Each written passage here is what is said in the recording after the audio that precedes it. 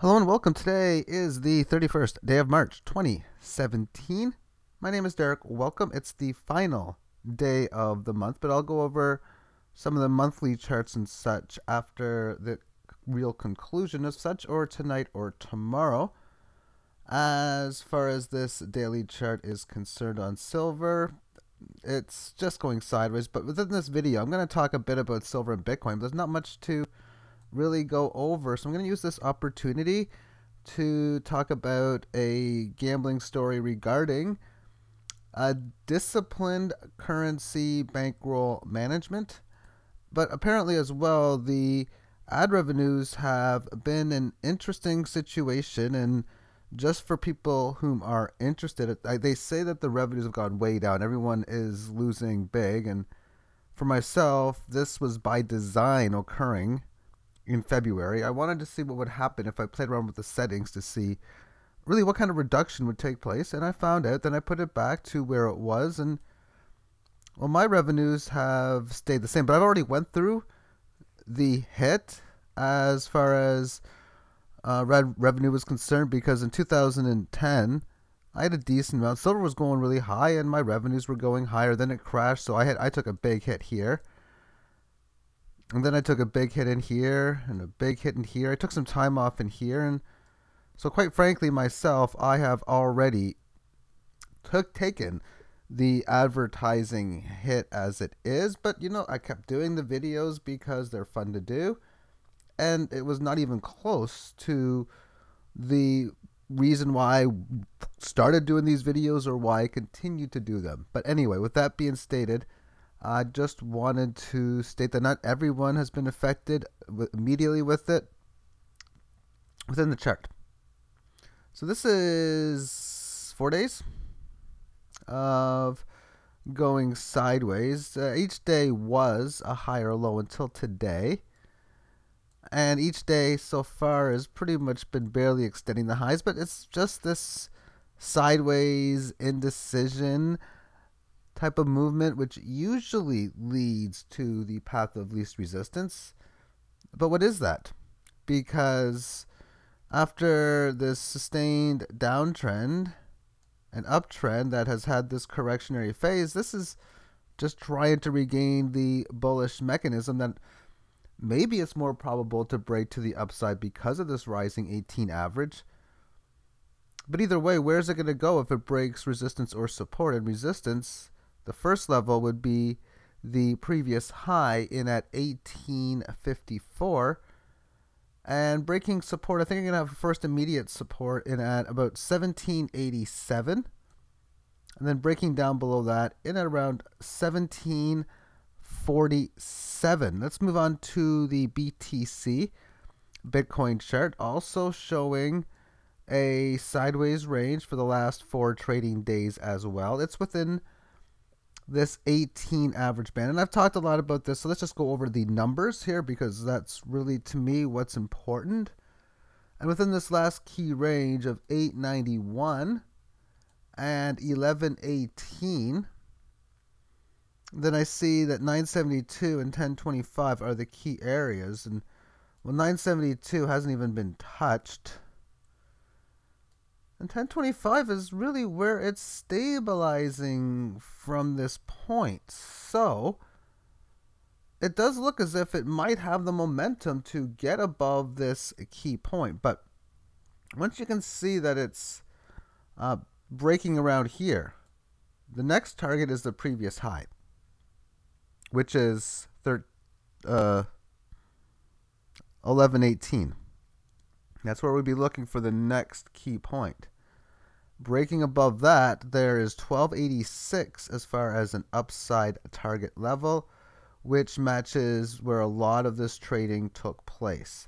So that's the key points as far as the upside. 774 is the downside target, which is all the way down here to the previous low, but it's obviously holding well. Now there's a lot of key supports to go through with, well, 1025, 972, 939, and then again at about 900. So there's a lot of key levels of support. So now as far as Bankroll management, how to deal with a big loss. It was the spring of 2007, and I am at Casino-Rama, northeast of Toronto, Ontario, Canada, and was there to play the $2, $5 no-limit cash game and one $300 buy-in no-limit multi-table tournament.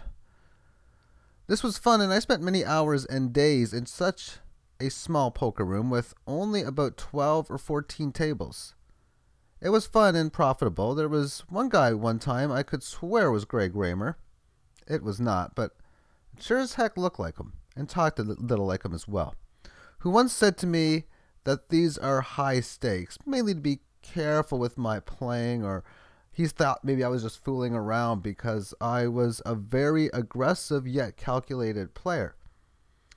By this time, I got to know many regulars at the casino, and casual players are easy for me to figure out very fast, often before they play their first hand. And how can you know that? Well, it's a thing called profiling, that when you see based on how they dress, based on so many different different things, you can get an idea of their style of play, and more times than not, I'm correct. And after watching them play for 20, even only 30 hands, I know them really, really well. But on one of these nights, I decided to have my dinner in my hotel room. I thought, why not check on the internet to see if my favorite online player was playing, and he was, at bigger stakes than normal, playing in at the $5, $10 game. He normally would play at the $2, $4, and normally the $3, $6 games. And those were the two levels I would normally play. So I normally wouldn't play the 5-10 game. But since he was playing, I thought, you know what, let's sit in and have dinner at the same time. It was maybe about 20, 30 hands into the session. And in opening 6th player, I received the ace-king hand.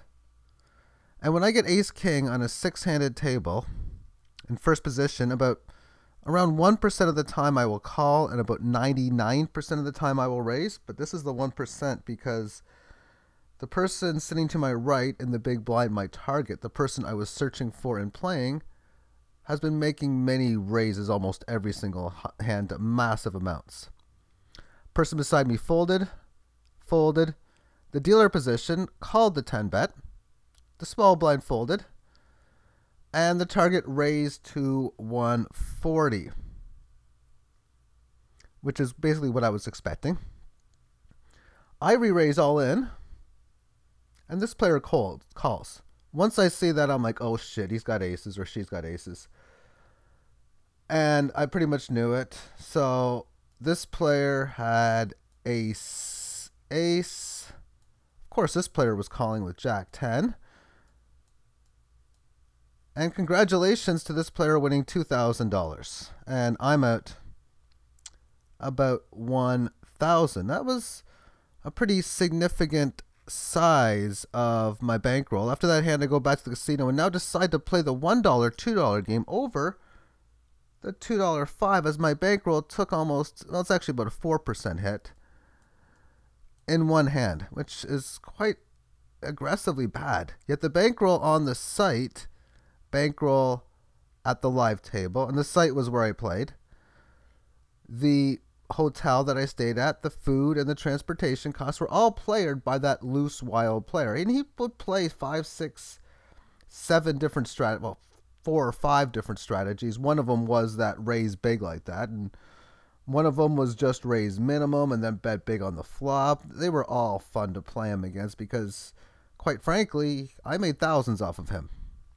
But I felt great that night playing a very easy game with very little at risk, as my bankroll strategy is decrease your bets after big losses and increase bet sizes after big wins. Many people do the opposite, especially on the loss side, where let's just assume they lose that $1,000 game. They're going to come in and they're going to play at that stake again, or they're going to play at higher stakes. And then when you win, oftentimes people are like, oh, I just want to profit take and take all the cash. Yet, when you're in a zone and things are going hot, you might as well ride it as long as it's going with good bankroll management to ensure that you're able to profit take what you win. For example, let's just say you play a tournament for 300 and you win, say, 4 grand.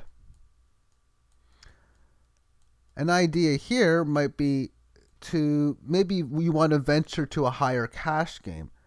Say you normally don't play the 2-5 game and you normally play the 1-2. Well, now you can easily put $500 in and even another 500 rebuy if need be into the game and give yourself the shot, realizing that if you were to lose that, then you're back to where you were with a bit of profit. And if you win, well, you might as well keep riding that level until it doesn't work. So that's some of the strategies in which that I consider to be key. Because I've seen so many people who lose, like, say, maybe they might lose like 3 grand, and next thing you know, the next day they lose 8 grand. So many people bet on emotion, and that is a large mistake. So thank you for tuning in. Take care.